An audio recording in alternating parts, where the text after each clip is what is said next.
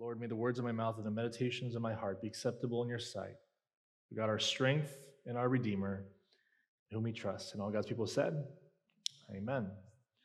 A couple of weeks ago, we had a workshop here at the church where we had a Christian counselor, Cindy Park, from Watershed, one of our partners, come and give us a training on leading with care and wisdom, especially when someone is hurting or emotionally they're under distress. And so in the beginning of that workshop, she kind of led with kind of a list of kind of symptoms, if you will, of like, here are some of the traits that you would see if someone is under emotional, like if they're emotionally becoming unhealthy. And I thought it was interesting. Let me kind of read this for you. Here's the list. And as we're going through the list, just kind of ask yourself, does this reflect my heart this morning? She said, ongoing sadness, patterns of ongoing sadness, numbness, or irritability. Withdrawal from relationships or activities. Changes in sleep, appetite, or energy. Difficulty concentrating or making decisions. Hopelessness or feeling like a burden. Physical symptoms tied to anxiety. Avoidance, perfectionism, panic. Do any of these traits or patterns relate to you? Because I don't know about you, but for me, it was like, I see it, check. I was like, I see that in myself. And the thing is, it's hard, especially sometimes as a Christian, or even for me as a pastor, to admit when I'm not doing well. To admit when I have these patterns and these symptoms of numbness, or when I'm fatigued, when I'm irritable, right? It's hard because on a Sunday you want to come in and you want to, be joyful, and you want to be celebrating like everybody else. You want to be like, man, I'm so blessed by God, so I'm doing well. Like, you want to play that part, right? But sometimes you're just not feeling it. Sometimes you're struggling, and there's a disconnectedness between what your life looks like from Monday through Saturday versus Sunday morning. All of a sudden, you're like, I have to wake up, drink some coffee, and then like flip on a switch. But is this really what we're supposed to do? Is it okay not to be okay? Ever? If you're being honest with yourself this morning, I want to invite you to be honest with yourself. How is your heart doing? How's your heart doing? And not just like generally in life, but more specifically for our time this morning, how's your heart doing with God? Are you, whenever you quote unquote spend your time with God, does it feel like you're just talking to yourself, like you're going through a checklist? Right? Or do you actually feel something? Or sometimes you just feel numb and apathetic. How is your heart doing with God? Are you feeling cold? Are you feeling joyful? Are you feeling angry? Are you feeling resentful? Are you feeling numb? Or are you even this morning feeling a sense of despair? How is your heart doing this morning with God? Today, we're going to take a look at this story, an iconic story in Scripture, to assess how our heart is doing in our relationship with the Lord. As we finish out this iconic story series in this summer, what I want to just note is that many people during the summer, people note that a lot of people struggle with depression and despair and mental health during the summer seasons. And so as we gear up into the fall, as we're closing down on this summer season, I want to give us a moment to be honest and invite the Lord to minister to our hearts this morning. So as we read and as we work through this text, I want you to ask the Lord to speak to you. I want you to invite the Lord to minister to your heart and put down those walls and those masks that we're so quickly to put up. Put those down and come to the Lord in all honesty this morning. So Matthew chapter 13, let's read from verses 1 through 2. Matthew 13. That same day, Jesus went out of the house and sat beside the sea, and great crowds gathered about him so that he got into a boat and sat down. and the whole crowd stood on the beach. What a scenic view as we start the story today, right? Imagine a beachside service with Jesus, right? That'd be kind of cool, right? How many of you guys would come out to that one, right? And imagine Jesus on, there's no seats, guys, so you're having to stand, but you're watching Jesus sit on a boat, preaching from a boat. Some scholars say that they might have been because of acoustics. I'm not a science guy. I'm the total opposite of a science person, so I don't know. For me, I'm like, look, if Jesus is anything like me, I don't want everybody all up on me. Like, I like my personal space, right? And so I'm like, I'm going on a boat to get away from the crowd. Like, I was that kid in youth camp that would judge, like, I wouldn't be a part of the mosh pit. I would judge everybody that's in the mosh pit, right? Like, you guys, that's unsanitary, that's unsafe, right? Like, that was me, right? And so Jesus is preaching there from a boat, and he preaches a sermon here using something called a parable. How many of you guys know what a parable is? Right? You guys maybe have heard of parables. A parable, a simple definition, is an earthly story with a heavenly meaning. It's an earthly story with a heavenly meaning. And Jesus goes into this, he's about to go into this story using the illustration of a farmer sowing. This is an agricultural society, right? A sower sowing seeds in the field. That's something that everybody would have just walked out of their house and saw every single day, right? It'd be similar for us if we're saying, if I was using a story of us going and getting gas in the gas station. It's something that's just very, very common. And so he uses this earthly common story to lay out a heavenly message for the kingdom. And so as we look at the story, try to discern the heavenly meaning behind the story. And for our time today, for those of you who are taking notes, I just want to kind of preview our time. We're going to go through 3 sections. First, we're going to go through the telling of the parable. The second, we're going to go into the purpose of the parable. What was Jesus' purpose for this parable? And lastly, we're going to look at the meaning of the parable. All right? Does that make sense? Are y'all with me? The telling of the parable, the purpose of the parable, and then lastly, the meaning of the parable. So first, the telling of the parable, verse 3. And he, that is Jesus, told them many things in parables, saying, a sower went out to sow, and as he sowed, some seeds fell along the path, and the birds came and devoured them. Other seeds fell on rocky ground where they did not have much soil, and immediately they sprang up, since they had no depth of soil. But when the sun rose, they were scorched, and since they had no root, they were withered away. Other seeds fell along the thorns, and the thorns grew up and choked them. Other seeds fell on good soil and produced grain, some 100-fold, some 60, some 30. He who has ears, let him hear. I think many of us, if you've grown up in the church, you might have heard of the parable of the sower. And this is how it's referred to here in this passage. But I would venture to say that it's really more about the soil than it is about the sower, right? The differences that we see in the results of the seed being sown has nothing to do with the effectiveness of the seed or the skills of the sower. It has everything to do with the conditions of the soil.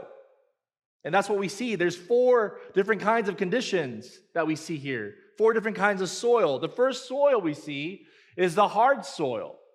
This would have been more like a walkway, a path. For us, if you're going in the park, right, you're walking along the path, right?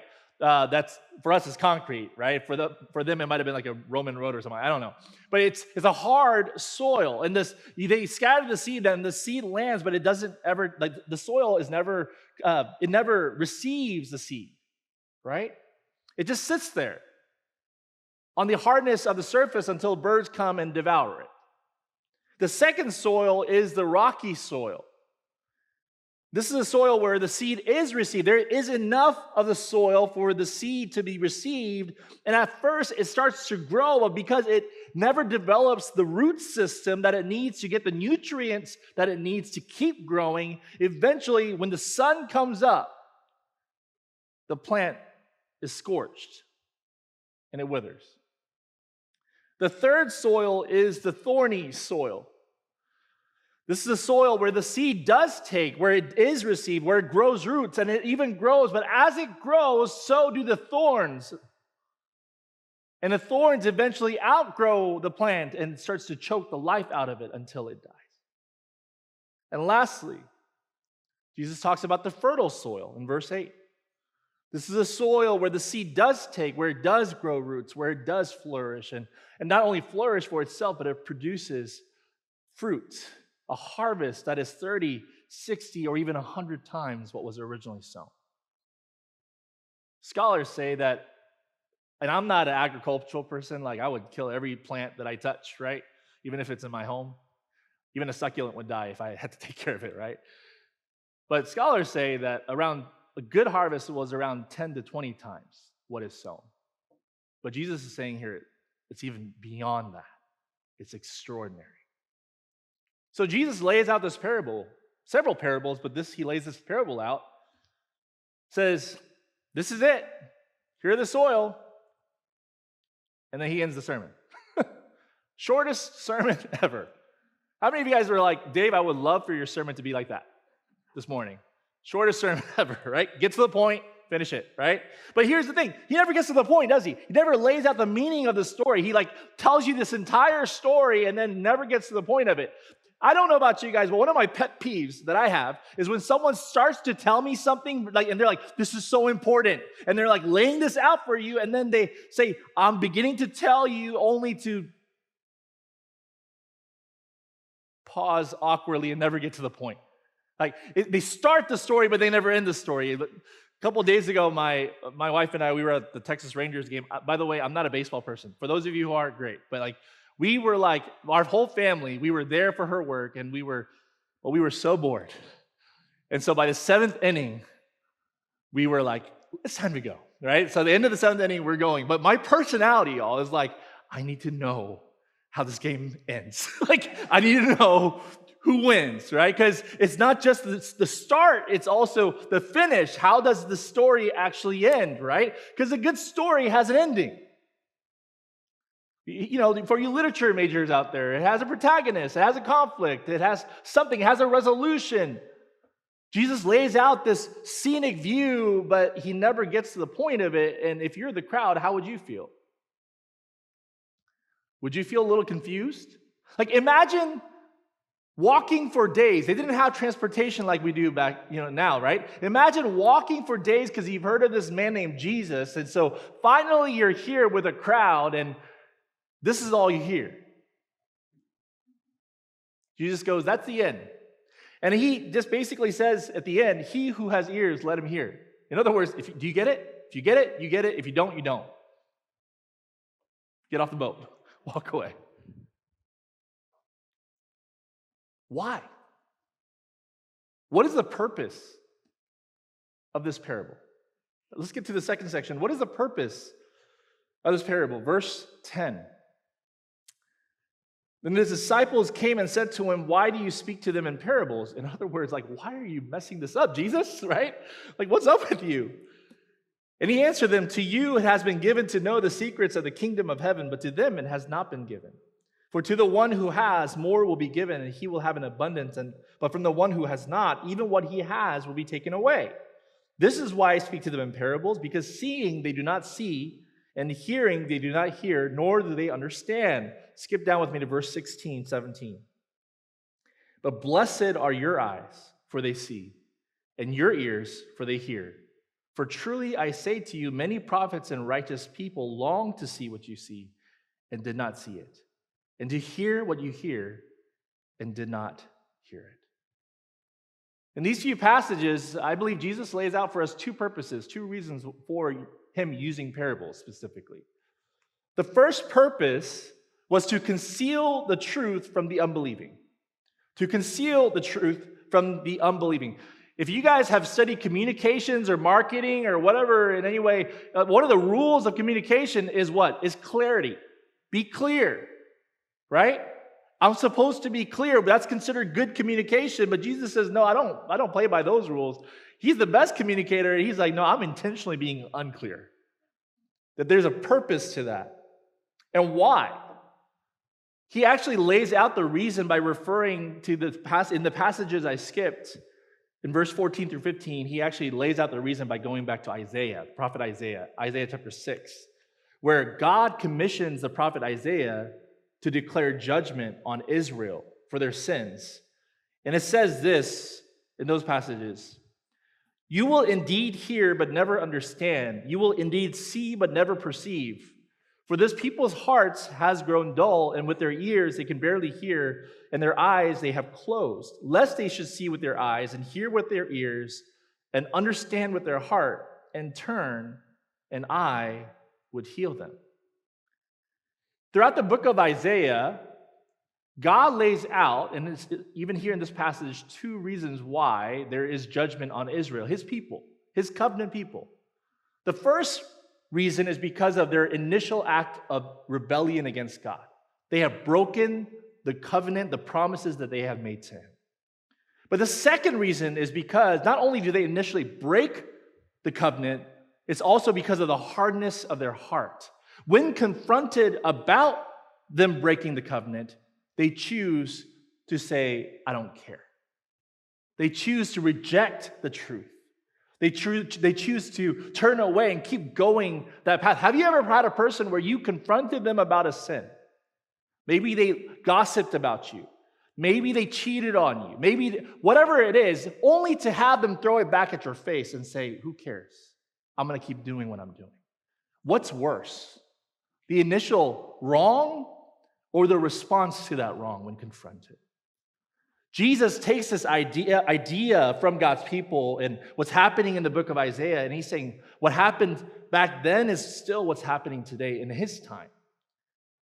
You see, up to this point, for the first 12 chapters, Jesus has always been pretty clear about his teachings. Think about the Sermon on the Mount, right? He lays out the teachings, but only to see those people reject his teaching, only to see people not care about the things that he's saying. So starting in chapter 13, Matthew 13, this is the first time where he starts to teach everything in parables. Why? Because his people, in the same kind of way, they have rebelled against God. And when Jesus has confronted them about their rebellion, they're apathetic. He knew how they will respond. And he graciously did not want to heap more judgment upon them. So he starts to speak in parables to conceal the truth from the unbelieving. Now, before we go to the second purpose, I want to just pause and ask you, as I was reading the passage from Isaiah, from this passage about the hardness of heart, seeing they do not see, hearing they do not hear, their hearts are closed to God. Could any of you relate to this? Are your hearts numb to God? Are your eyes closed spiritually to God? Or have you ever been there? Where you knew what God was saying, but you just did not want to do it. You knew he was seeking after you, but you just didn't want to say yes. Remember, Israel was God's people. They were like the Christians of the Bible Belt, right? They were supposed to be the ones who know. But ultimately, they were the ones who were the most deceived about themselves.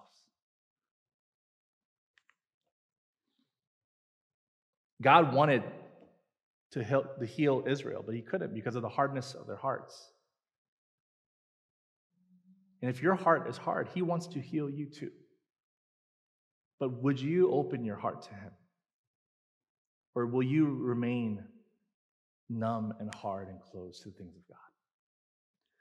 The first purpose was to conceal the truth from the unbelieving. The second purpose was to reveal the truth to the believing. To reveal the truth to the believing. Notice he tells his disciples in verse 11, to you it has been given to know the secrets or the mystery of the kingdom of heaven, but to them it has not been given. Verse 16 through 17. But blessed are your eyes and your ears, for they hear. For truly I say to you, many prophets and righteous people long to see what you see and did not see it, and to hear what you hear and did not hear it. In other words, Jesus is saying, look, what you and I get to know as believers, as Christians, as disciples of Jesus, this is a privilege, not a right. Do you see your identity as a Christian? Do you see the Word of God? Do you see the church, God's people, as a privilege, or do you see it as a right for being born or raised in Texas? How do you view it? I grew up in I was a PK, a pastor's kid, right? I grew up in a Korean church. I grew up in the home. And so I've kind of been around Christian circles my entire life. And I thought that was normal, like everybody had that, until I met Lynn, went to China, went to see her hometown, and there was not a Bible to be found. There was not a church sign, a billboard, one of those billboards that you see up there. There was nothing like that. And it reminded me that even for my family and her family, for over 6,000 years of our ancestors' history, there was no Christian who knew God. What made me so special to know this? Nothing, because it's a privilege, not a right. There's so many people through human history who would have given everything to know what you know, to have what you have.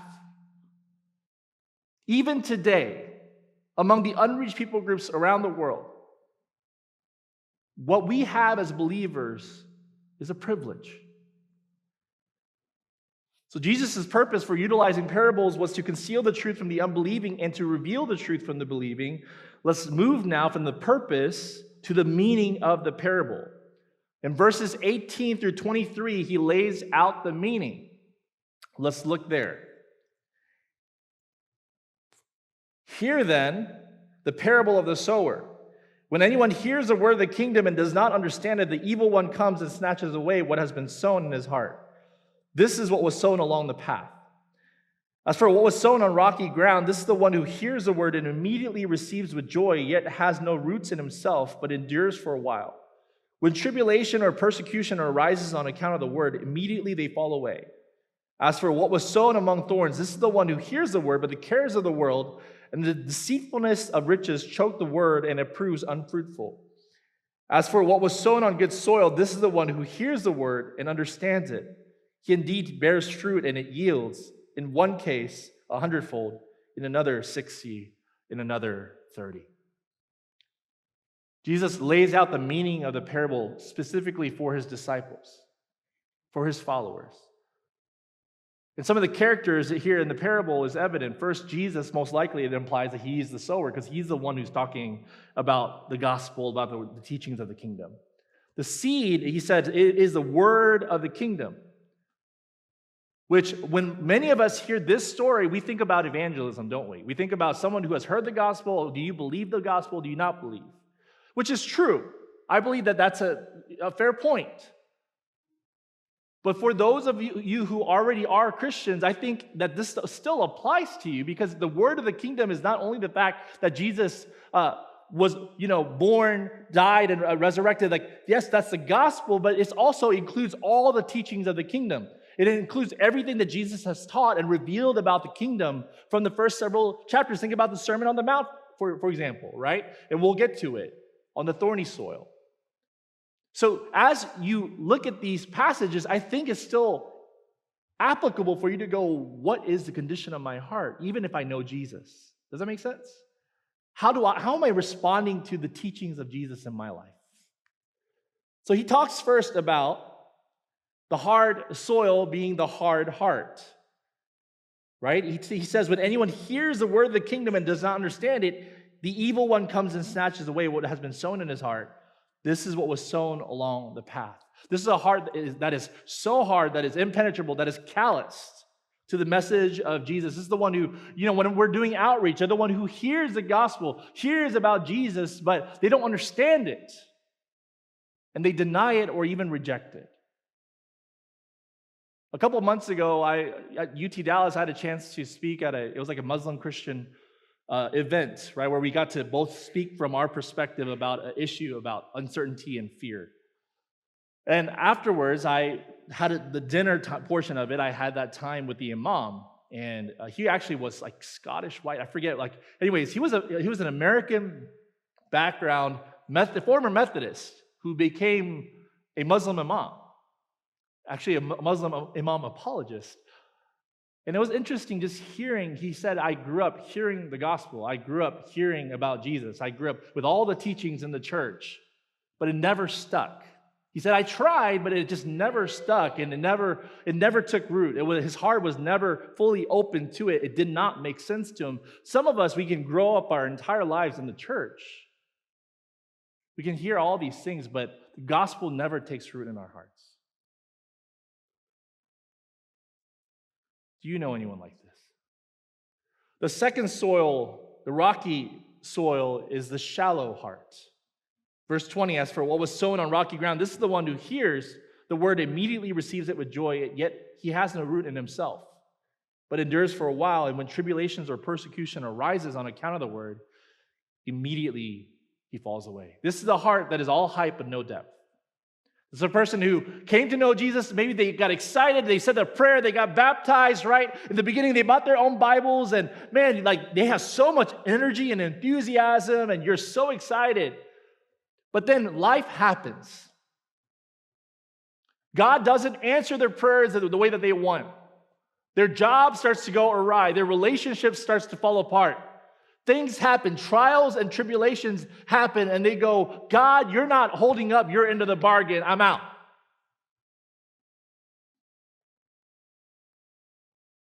I remember this was one of the first people I baptized as a pastor in Philadelphia. We had a friend, won't say his name.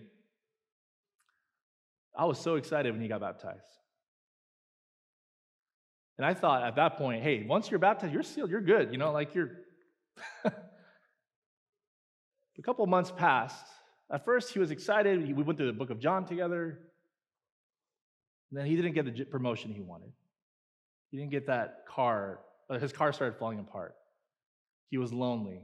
And eventually, he walked away, first from the church, and eventually from Christianity. It breaks your heart to see this kind of heart. The third soil, the thorny soil, reflects the distracted heart. The distracted heart. Verse 22.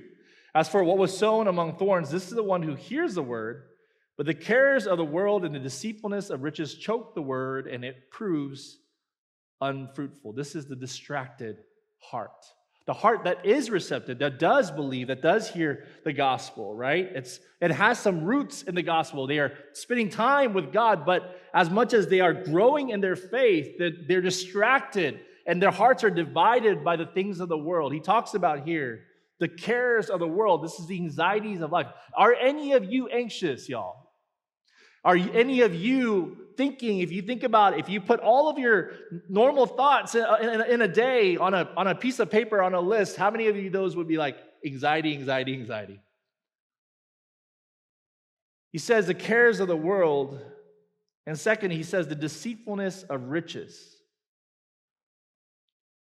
The deceitfulness of riches, the earthly pleasures that promise us comfort, happiness, and safety. Notice those two things. Again, what did Jesus talk about in the Sermon on the Mount? He talked about anxiety and not worrying. He talked about don't live for, you cannot worship both God and money, right? He's saying those who have heard the word, the teachings of the kingdom, and yet they're caught up in all these things of the world. They are divided, they're distracted, and ultimately they are disloyal to the kingship of Jesus over one's life. I think this actually is reflective of where many of us are at in the culture today, and here, especially here in the Bible Belt. We are distracted. Our hearts are divided. And you're like, man, I want that spiritual fruit. I want to make an impact. I want to experience this life that Jesus promises. And Jesus is like, I want to give it. I want you to have it. I want you to produce it. But you're so distracted. You are so divided. You're so focused on other things. Your heart is going so many different places. I can't give you. Those things are choking the life out of you.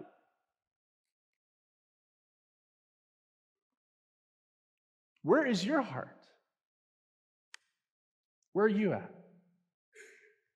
We are taught in the suburban culture, we're promised this life that we deserve thing, right? Have it your way life. And we get caught up in the wave of that. And what we got to understand is that the waves of that kind of culture is pulling us away from Jesus. Jesus never promised us those things. He never promised us comfort.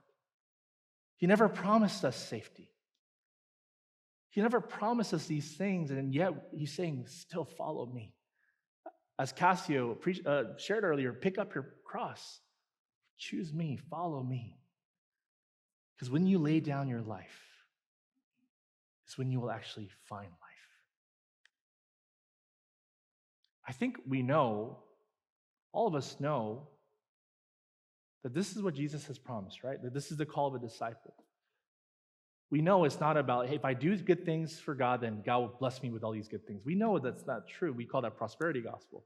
And yet, I think even though we intellectually disagree with it, we functionally operate as if it is true. We have a performative-based understanding in our relationship with God. And so we're so caught up in the things of the world. And if you do, you can't experience the life that Jesus wants for you. Your anxieties will choke out that life. So that's the third heart, the distracted heart. The last heart, the last soil, is the fertile soil, which is the faithful heart. The faithful heart. Verse 23. As for what was sown on good soil, this is the one who hears the word and understands it. He indeed bears fruit and yields, in one case 100-fold, in another 60, in another 30. The faithful heart. The faithful heart is faithful because it is receptive instead of hard. It is rooted instead of shallow, and it is obedient instead of distracted. And what is the result of a faithful heart? A faithful heart produces a fruitful life, producing 30, 60, 100-fold. In other words, exponential kingdom impact. That's what it's promising. Jesus wants you to live a life of purpose. He wants to use you for you to be a conduit of his kingdom and his power to produce exponential kingdom impact to everyone, to the people around you, to the places where he has put you. That's what God wants to do, but you have to be willing to say yes. And not just one day, initially, but faithfully over and over and over again, keep saying yes to him. In the 19th century, and some of you guys know this person better than I do. Some of you guys went to his college. But Dwight D.L. Moody from 19th century, people say he was a barely polished, uneducated, pretty kind of rough in the edges kind of man who never went to seminary, never had a formal education. And he actually moved to Chicago to be a shoe salesman. Go figure, right? And but shortly after being converted and believing in Jesus, he noticed that there was a need in Chicago for ministering to kids, ministering to the children in need. And so he said yes to God, and the prompting that God put on his heart to start a little Bible study, right? A Sunday school class for young people. Again, Moody had no seminary degree, no ministerial training, no gifting, no experience in preaching. It's not like he had a bunch of preaching experience. He just said yes to God. Little did Moody know that God would take that seed that was initially planted in Moody and multiply it to reach over 100 million people throughout just his lifetime. Remember, these are the days before cars, before phones, before the internet, right? There was no television, no social media, no YouTube. But he reached over 100 million people across 2 continents, y'all. How so? How could this happen? It wasn't because of his seminary degree. It wasn't because of his eloquence. It wasn't because he was dressed right, he had aura, whatever young people say, right? It wasn't because he had any of those things. He was quite disappointing, actually, in all those aspects. It's because he just said yes to God. He had a fully surrendered heart that said, God, wherever you want to take me, whatever you want to do, I'm here. I'm all in.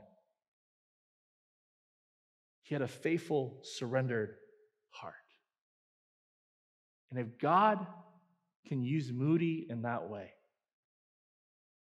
what can he do through you in your life? If only you would fully surrender to him. Listen, is there an aspect of your life that you're like, God, I don't want to surrender that? I don't want to lay down that control. Like, is there any part of your life that you're still trying to control? God, you can have all these other things, but you can't have this. What would it look like for you to just lay that down and say, God, I'm going to trust you even with this? A fully surrendered heart. So to recap, we talked about the hard heart, the shallow heart, the distracted heart, and the faithful heart. If you're being honest with yourself this morning, which heart reflects the condition of your heart? Right now.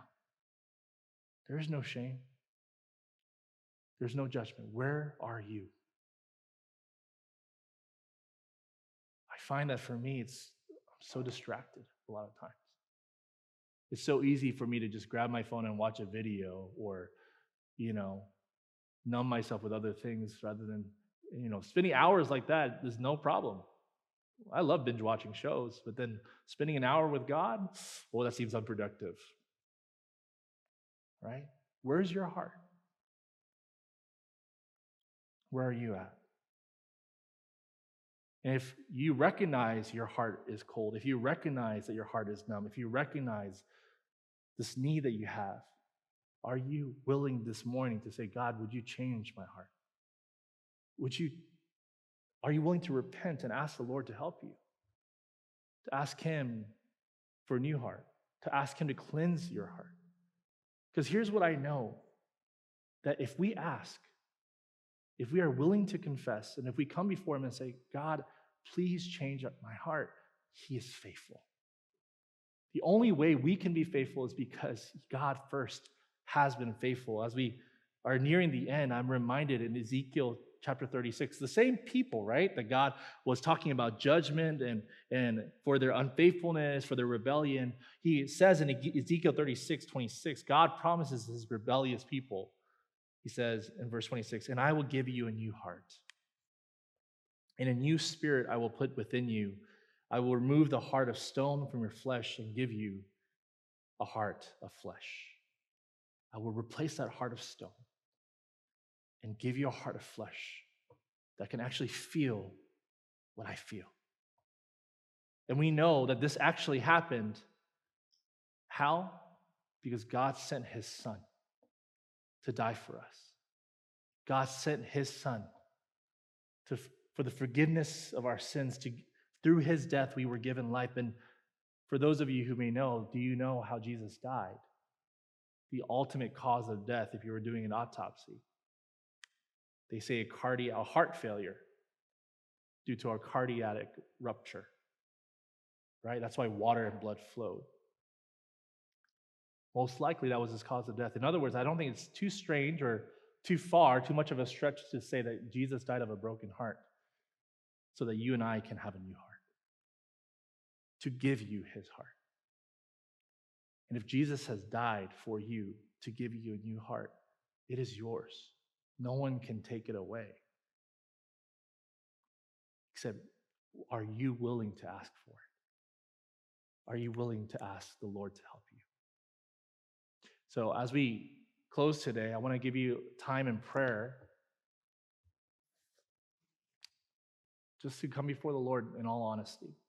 You can't hide. He already sees your condition. He already knows. And yet He's still here.